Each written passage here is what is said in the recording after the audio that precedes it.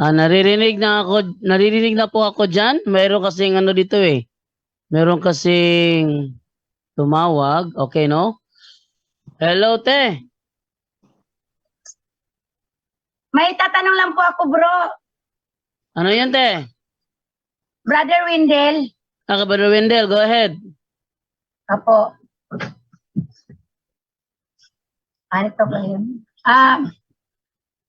Brad, may tatanong lang po ako. Sige, te. Go ahead, te. Tungkol po ito doon sa sumpa. Then? Pinatay ko po muna.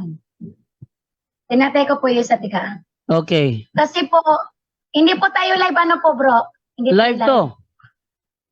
Live po. Ano po, yung tungkol po sa sumpa. Totoo po ba yun na pag sinumpa po ang isang tao ng patay na po, may tala po ba yun? Ano yan? Saka may sumpa ang isang tao na patay na? Nagsumpa yung sinumpa niya yung Tagalog ba niyan? Sinumpa po niya yung isinumpa po niya, tapos yung nagsumpa po ay patay na. May talab po ba yun? Okay, Brother Wendell. Yung nagsumpa siya, may habak po siya, may habak. Okay, Brother Wendell, yung may taong nagsumpa, merong habak, pero ngayon patay na siya. Tumatalab pa rin ba daw yung ano, Brother Wendell, yung kanyang sumpa? Brother Wendell? Yes, una, yung curses and spells, sumpa ay demonic spells yan, no? Tatalab ba yan? Pwedeng tatalab kahit patay na ang nagsumpa.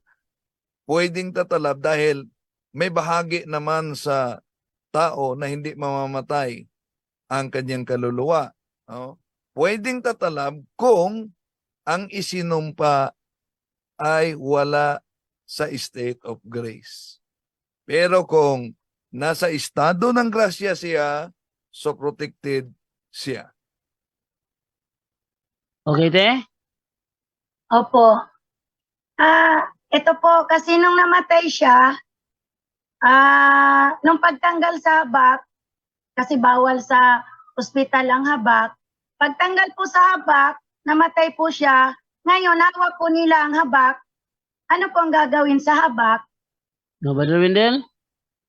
Una, dahil meron na siyang mga occult paraphernalias, namatay siya, so malaking posibilidad na ang taong yon dahil sa kanyang mga occult paraphernalias ay open na ang kanyang psychic abilities. No, may nagtatago na sa kanyang katawan dahil sa pagsangguni niya sa occult paraphernalias. Now, kung namatay siya, hindi niya ibinigay ang naturang anting-anting o habak, kusa na lang kinuha. So, ayon sa mga eksperto na automatic daw umano nalilipat yung mga fallen angels na nasa kanya. Nasa kanya yung mga fallen angels dahil sa mga occult practices, occult paraphernalias, automatic lilipat sa sino man na nandyan nang siya ay naputulan ng hininga. Yun ang delikado. No? So, ano ang pwedeng gawin sa mga occult paraphernalias? Surrender niyo sa pare ninyo.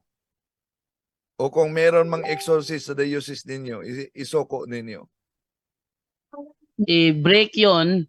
I-break seals and consecrations, tapos ilibing. Then, i-surrender nyo sa it's either ilibing nyo, o sunugin nyo, or i-surrender nyo sa pare, basta i-break seals and consecrations muna siya. Dahil yung contamination ng naturang habak, continuous pa rin sa inyo kahit napatay na yung may-ari.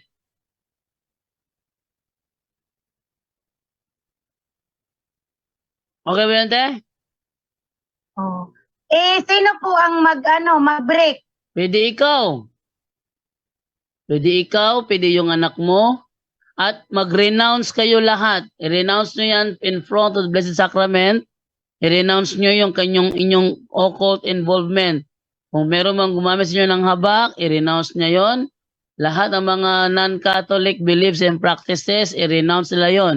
Paglapit sa albularyo, pag-cross sa noo ng na gamit ang dugo ng manok tuwing birthday, yung mga padugo, yung mga ritual na hindi naman turo ng simbahan, o yan, no, nawala na naman siya uli.